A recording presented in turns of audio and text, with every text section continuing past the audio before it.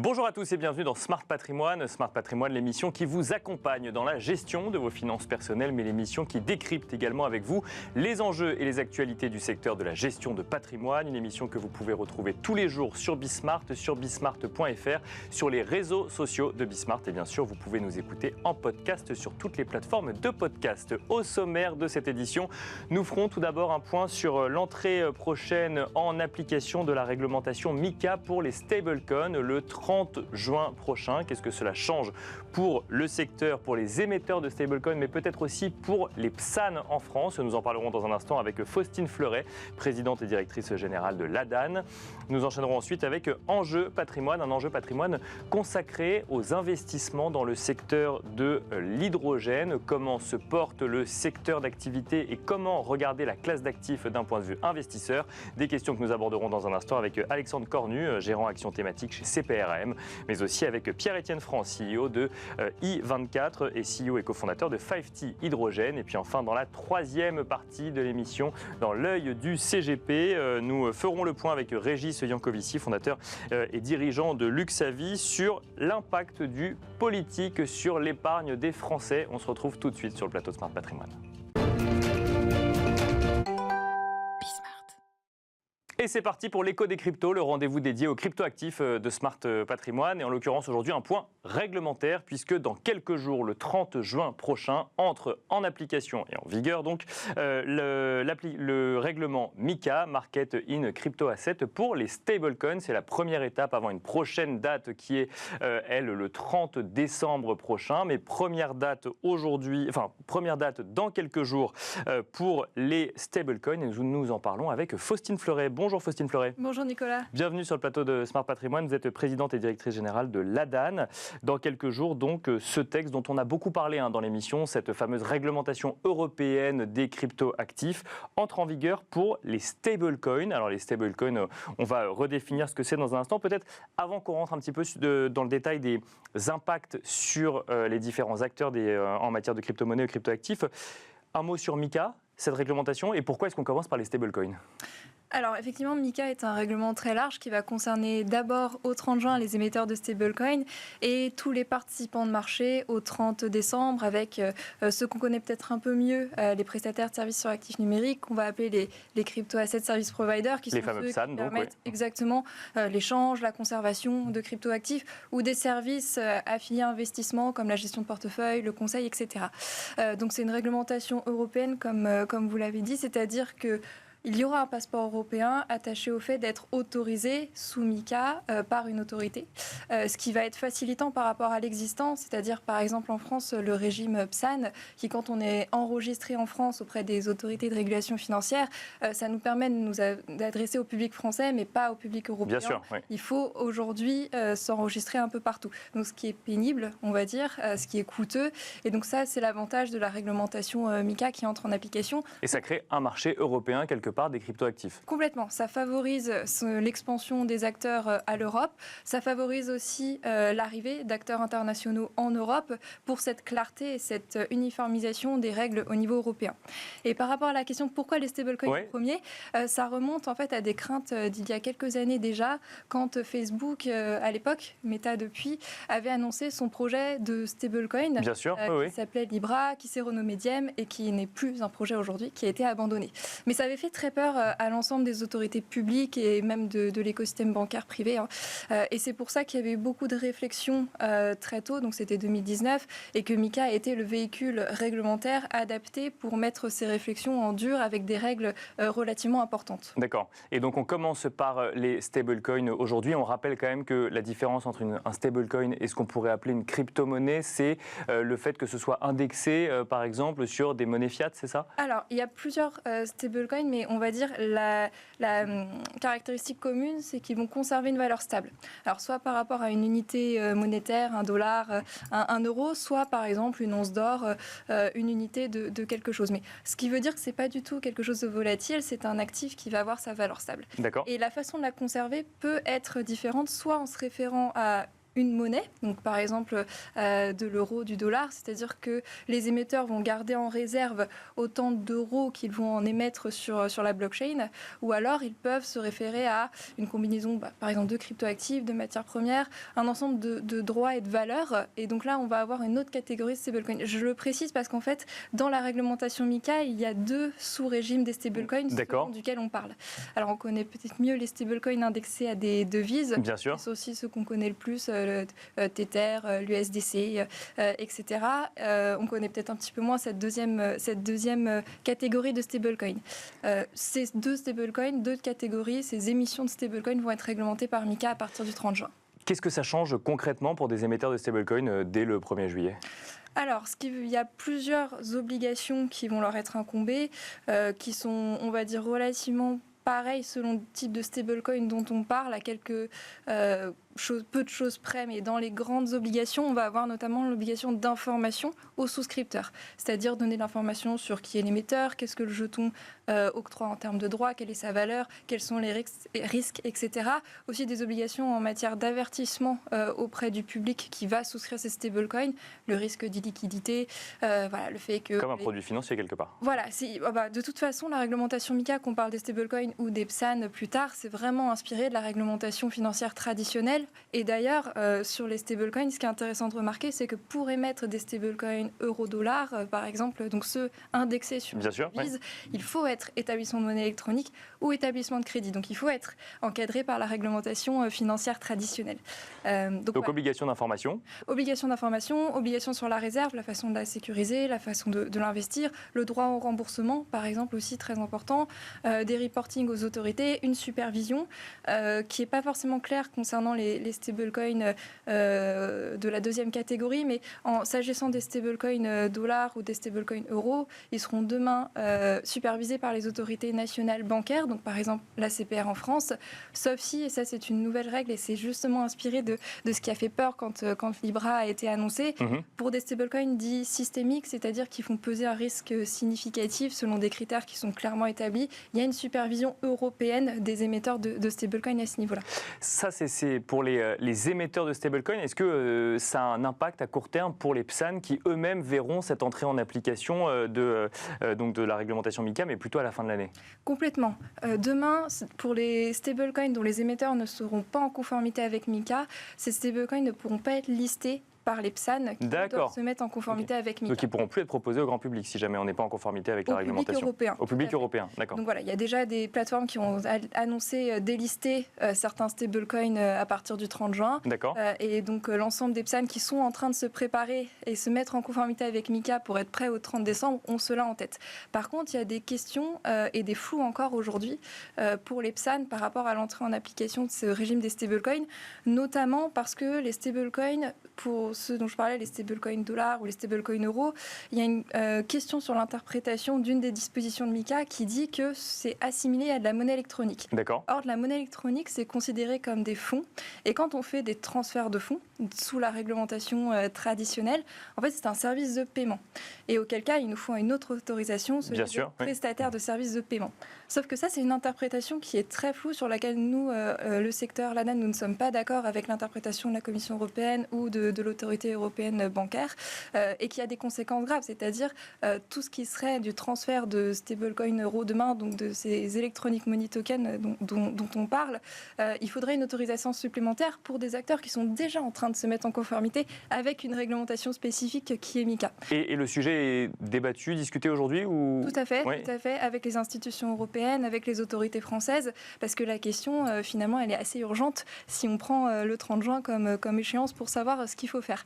Donc oui, c'est un flou assez important. Un autre flou qui peut être important aussi à relever, c'est sur les stablecoins décentralisés dont on n'a pas encore parlé, c'est-à-dire ceux où il n'y a pas un émetteur personne morale derrière, là où la réglementation MiCA, finalement, est-ce qu'elle s'applique, puisqu'elle s'applique à une émission centralisée de stablecoins.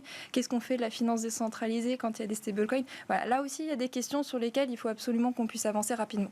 Merci beaucoup, Faustine Fleuret, de nous avoir accompagnés dans Smart Patrimoine. Je rappelle que vous êtes présidente et directrice générale de l'ADAN. Merci beaucoup. Merci beaucoup. Et quant à nous, on se retrouve tout de suite dans Enjeu Patrimoine.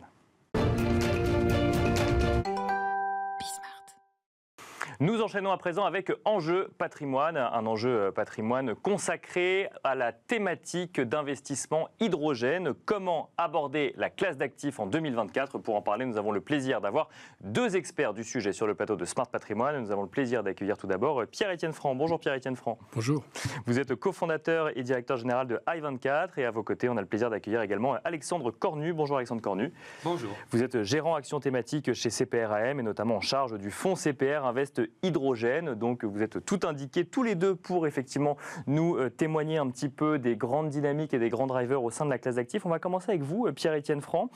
On s'était vu il y a 2 ans sur ce même plateau. On avait évoqué le sujet de la thématique hydrogène à une époque où la thématique défrayait la chronique. On voyait pas mal d'IPO, pas mal d'investissements sur le sujet.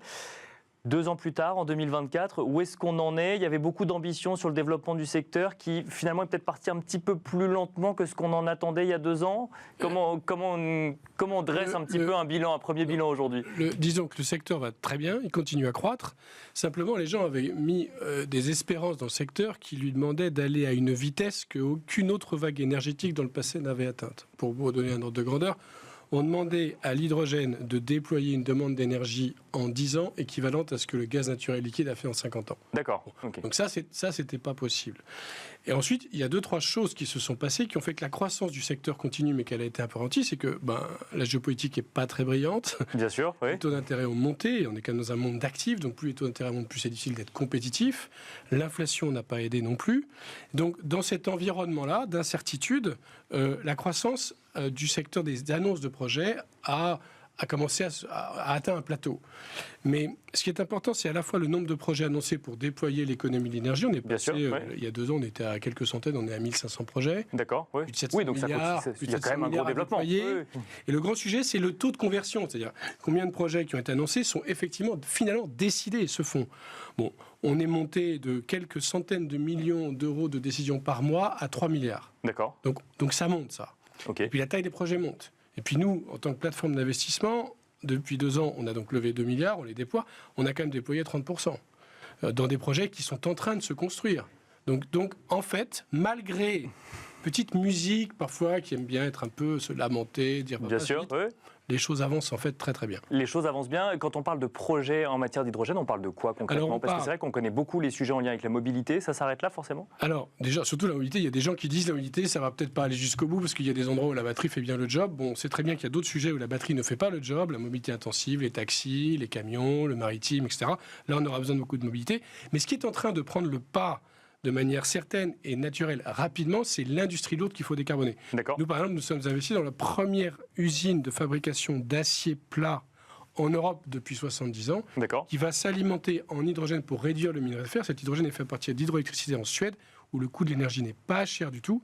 Et c'est une unité qui va générer 2,5 millions de tonnes d'acier, donc qui va économiser plus de 5 millions de tonnes par an de CO2, qui coûte 6 milliards. Là, vous avez tous les fonds souverains de la planète qui sont derrière. C'est des projets, on est en train, j'y vais dans 3 jours, on est en train de construire les fondations. Et on fait tourner une usine à l'hydrogène, c'est l'idée. Ouais. Là, le minerai de fer, au lieu d'être réduit avec du charbon, ce qu'on fait souvent bien sûr, va être réduit par l'hydrogène qu'on va fabriquer à partir de l'hydroélectricité. Et alors, pour aller effectivement dans ce que vous appelez la petite musique, effectivement, et parfois les clichés, on dit souvent l'hydrogène n'est pas prêt, l'hydrogène est difficile à transporter ou autre. Là, par exemple, si on reprend l'exemple de l'usine en question, là, c'est bon. Demain ou dans 5 ans, ou en tout cas dans 1 an, c'est jouable. Il faut démarrer c'est des briques assez avérées qui fabriquent cet acier, mais il faut faire un électrolyseur, donc une unité qui va casser la molécule d'eau pour faire de l'hydrogène à partir d'électricité renouvelable, un électrolyseur de 800 MW. Donc il n'y en a pas beaucoup qui sont en train de fabriquer. Ils vont marcher. Simplement, bien sûr, c'est des premières au sens de la taille de ces unités-là. Mais aujourd'hui, il y a des électrolyseurs de 20 MW qui tournent. Il y a 3 ans, il n'y en avait pas. Et dans 2 ans, vous aurez des électrolyseurs de 200 MW. D'accord. En fait, on est dans une dynamique de progression avec des risques naturels de passage à l'échelle, mais qui n'ont rien de plus difficile que ce qu'on a fait dans le renouvelable il y a 20 ans, ce qu'on a fait dans le gaz naturel liquide il y a 50 ans, et ce qu'on a fait dans le nucléaire depuis 70 ans. Donc en fait, on est sur la même trajectoire. Il faut juste donner le temps au temps. Dans un monde où on va un peu vite, il ne faut pas toujours donner le temps au temps. Alexandre Cornu, c'est vrai qu'on a cette discussion avec Pierre-Étienne Franc, parce que rappelons quand même qu'il y a 2 ans, il y avait aussi cette cette découverte du grand public de l'hydrogène et cette volonté de se dire ça va régler tous nos sujets, donc quand est-ce que ça arrive le plus vite possible? C'est vrai que ça ne réglera pas tout, mais il y a consensus sur le fait que ça va probablement régler 10 à 15% de la demande finale d'énergie dans le monde. Alexandre Cornu, alors on va parler dans un deuxième temps de sujets investissement et notamment boursier. Déjà, l'expert en investissement que vous êtes, vous, comment est-ce qu'il regarde le secteur d'activité déployé autour de l'hydrogène aujourd'hui? Pierre-Étienne l'a très bien décrit, il se déploie. Donc aujourd'hui, il y a les sites pilotes qui fonctionnent avec un retour d'expérience qui est précieux. Les sites industriels vont commencer à émerger, à conduire leur production à compter de 2025. On va les voir émerger à ces horizons-là, 2026, 2027, 2030. Ce sera un déploiement généralisé et global. Et dans l'intervalle, la compréhension par le grand public, eh bien, elle est phasée par des séquences. Il y a une séquence il y a 2-3 ans où on parlait de l'hydrogène pour toutes les applications. Alors évidemment, c'était une idée fausse. Et l'idée fausse qui est actuellement communément finalement déployée, c'est que finalement, c'est une perte de temps parce qu'on va tout électrifier. Comme Pierre-Étienne vient nous le rappeler. Mais il y a vraiment cette compétition aujourd'hui entre hydrogène et électrification? Ce n'est pas une compétition, ils sont complémentaires. Il y a plein de solutions de décarbonation qui sont disponibles sur étagère. Il y en a une qui sera essentielle, en particulier là où on ne pourra pas électrifier. C'est bien l'hydrogène. L'illustration est la meilleure, c'est celle de l'acier avec ce projet auquel participe directement Pierre-Étienne. L'acier dans le monde, c'est 8% des émissions de gaz à effet de serre. Et il y a une solution qui implique nécessairement de l'hydrogène et qui va permettre de réduire de 95% ces émissions. Donc on voit qu'il y a des séquences médiatiques qui conduisent à une appétence particulière, parfois un désamour qui a été déclenché également par la hausse des taux d'intérêt et de l'inflation qui a fait se dégonfler finalement parfois des valorisations qui étaient excessives. D'accord. Parce que je vous rappelle, boursièrement pour le coup, oui. C'est un environnement qui est très hétérogène, où il y a à peu près 300-400 valeurs dans le monde, entre des sociétés très matures, éminemment connues, comme Linde, Air Liquide. Air Liquide, c'est 2 milliards de chiffre d'affaires, l'hydrogène. D'ici 2030, ce sera 6. Bien sûr. Chez Linde, c'est un potentiel, un réservoir d'investissement de 50 milliards supplémentaires qui va porter une croissance qui était annuellement de 5% par an à 8 d'ici la fin de la décennie.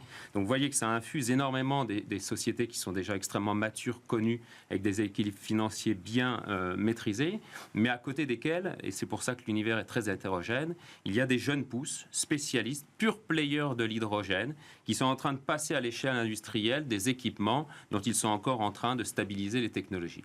Celles-ci ont des modèles économiques qui ne sont pas encore équilibrés, qui doivent être financés, et ça a permis dans cette séquence de dégonflement finalement des valeurs, des biens, de faire une sélection des plus solides qui sont encadrés, soutenus et qui ont renforcé leur modèle économique, donc les choses repartent. Question pour les investisseurs particuliers qui nous regardent, quand on crée une jeune pousse dans l'hydrogène ou quand on s'appelle Air Liquide ou Linde et qu'on développe des solutions d'hydrogène, concrètement notre activité c'est quoi? C'est de créer de l'énergie à partir de l'hydrogène, c'est de distribuer cette énergie, c'est créer on est en train de créer un secteur d'activité complet ou où est l'innovation aujourd'hui? Dans l'univers qui est le mien, finalement, il y a 3 composantes de la chaîne de valeur assez essentielles. Ce sont la production de l'hydrogène, toutes les infrastructures de stockage, de transport et de distribution, et ensuite l'adaptation des outils industriels à leur usage. Donc dans l'acier, on l'a vu, il faut bâtir des nouveaux sites industriels qui répondent à un process qui est alternatif, différent. On n'a pas fabriqué de hauts fourneaux depuis 50 ans. Bien sûr. Donc, en Europe. Voilà, oui, sans doute. Mais en Europe. Donc, vous voyez, c'est quand même assez inédit de revoir à nouveau un tissu industriel de cette nature se reproduire. Il faut adapter les infrastructures pour qu'elles puissent transporter de l'hydrogène, par exemple, parce que les pipelines, il y en a 2 millions de kilomètres sur la surface de la Terre qui transportent des hydrocarbures et quelques milliers de pipelines adaptés au transport de l'hydrogène, qui est une molécule particulière. Et puis sa production également, qui revêt des caractères particuliers, des équipements qui sont très spécifiques, qu'on appelle des électrolyseurs ou des piles à combustible. Et ce sont des technologies qui sont encore récentes, qui seront finalement portées à l'échelle industrielle et complètement modularisées pour abaisser leurs coûts à un horizon de quelques années. Pierre-Étienne Franc, un petit mot quand même, parce que le grand public suit ça aussi au travers de la mobilité. Il y a quand même aussi une attente sur le sujet mobilité quand même. Quand on parle d'hydrogène, on parle de la voiture à hydrogène, de l'avion à hydrogène, des taxis. C'est assez amusant parce que le monde, le grand public ou du moins les médias disent souvent que la batterie a gagné le match, mais quand vous parlez à des gens dans la rue ou à des chauffeurs de taxi, ils vous disent tous que quand même ils attendent tous la voiture hydrogène pour passer l'hydrogène. Alors en fait, il n'y a pas de match. Il y a une électrification de la mobilité en général et en fonction des usages, je vais devoir hybrider cette électricité, cette batterie avec autre chose qui soit propre. Et donc c'est là que l'hydrogène intervient. L'hybridation de demain, ce sera des véhicules électriques avec une partie hydrogène et une partie batterie. Et donc les endroits où ça se démontre, c'est notamment tout ce qui est usage intensif, petite logistique, logistique lourde, grand trajet. Pourquoi ? Parce que avec des voitures hydrogène, vous avez quand même une autonomie qui reste incontestablement meilleure et un temps de charge qui est très rapide. Et donc aujourd'hui, nous avons pris le contrôle d'une société qui s'appelle Assetco, qui est le leader de la gestion de flotte, pour des artisans chauffeurs de taxi. Vous avez plus de 800 taxis à Paris, dont 600 sont à l'hydrogène. Et c'est des modèles qui plaisent beaucoup aux artisans taxis, parce qu'en l'occurrence, j'ai un modèle qui me donne ma voiture, ma licence, mon fuel, mon infrastructure. Et avec ça, je suis capable de faire des journées où je fais plus de 300-400 km sans aucun problème de recharge, et je recharge en 3 minutes. Donc cette mobilité-là, elle va continuer. Elle va aussi se développer sur la mobilité lourde, grande distance, les camions, et puis probablement aussi le maritime, hydrogène ou combiné d'hydrogène, l'ammoniac, le méthanol, et puis probablement aussi l'aérien dans la deuxième partie de la prochaine décennie. Donc ça n'est pas un vœu pieux, l'avion à hydrogène. Pas du tout. Simplement, il faut être toujours pareil. Il faut accepter que on est sur des tendances de rupture technologique très lourdes. Donc ça prend du temps. Alexandre Cornu, si on parle investissement, si on parle boursièrement, alors on l'a dit effectivement, le sujet inflation, le sujet hausse des taux ont été des choses qui ont pu avoir un impact effectivement sur le développement d'un certain nombre de projets. On est aujourd'hui, de manière globale, quand on regarde les investissements en bourse, notamment, plutôt dans une attente de baisse des taux qui a déjà commencé d'ailleurs en Europe. Est-ce que ça peut redonner un petit coup de boost, par exemple, au secteur de l'hydrogène ? Alors vraisemblablement, même plus que ça, on a vu que l'inverse était vrai. Il n'y a pas de raison que positionné comme ça, eh bien, ce ne soit pas vrai à nouveau. Parce qu'on a éprouvé des modèles qui sont très capitalistiques, c'est-à-dire qu'il faut mobiliser beaucoup de capitaux pour lancer ces projets, il fallait les solvabiliser, il fallait dérisquer. On a éprouvé toutes ces situations pendant 2 ans qui a été accompagné par un dégonflement donc des bulles boursières, là où effectivement c'était le plus prégnant. Souvent, les spécialistes dont je parlais tout à l'heure qui fabriquent des électrolyseurs ou des piles à combustible, même si on a vu que le comportement boursier de sociétés matures comme Air Liquide ou Linde, auquel je faisais référence tout à l'heure, c'est très bien comporté pendant cette période. Bien sûr. Des modèles qui sont soutenables. En revanche, effectivement, la hausse des taux d'intérêt aura pu pénaliser la valorisation des plus petits acteurs. Et donc l'inverse sera vrai, c'est-à-dire qu'après qu'ils se soient renforcer leur modèle économique, rapprocher l'horizon de leur équilibre financier, finalement mobiliser des capitaux pour des développements qui seront peut-être plus lents, progressifs, mais plus soutenables, la baisse des taux d'intérêt servira de catalyseur pour permettre boursièrement à toute la thématique de repartir de l'avant. L'investisseur que vous êtes est optimiste sur le secteur d'activité ? Très largement sur le secteur, sans aucun doute, évidemment. Je porte un fonds qui s'appelle CPR Invest Hydrogène, je vous rappelle, donc je suis évidemment très convaincu par la chose, mais disons, de manière séquentielle, la baisse des taux d'intérêt servira de catalyseur vraisemblable pour permettre un rebond des cours boursiers des sociétés qu'il y a dans l'univers. Pierre-Étienne Franc, très rapidement, l'investisseur particulier peut participer aujourd'hui au développement du secteur ? Ça, il faut plutôt demander à Alexandre, parce que nous, on est un fonds non coté et un fonds plutôt qui s'adresse à des professionnels et des investisseurs institutionnels. Ce qu'a dit Alexandre était absolument juste, c'est-à-dire qu'aujourd'hui, on est plutôt dans une phase de bas, alors que les besoins d'investissement et de déploiement d'équipements sont considérables. Donc on est plutôt dans des positions où il y a, à mon avis, des opportunités à faire en termes d'investissement. Un portefeuille, alors excusez-moi, mais juste je préciserai qu'un portefeuille permet d'apporter de la diversification. Donc face à la volatilité de certains acteurs, d'être diversifié et exposé globalement, c'est tout l'apanage d'un portefeuille qui concentre toute la thématique avec un nombre de valeurs plutôt important. Merci beaucoup messieurs, merci Alexandre Cornu, gérant action thématique chez CPRM, et merci Pierre-Étienne Franc, cofondateur et directeur général de i24. Et quant à nous, on se retrouve tout de suite dans l'œil du CGP.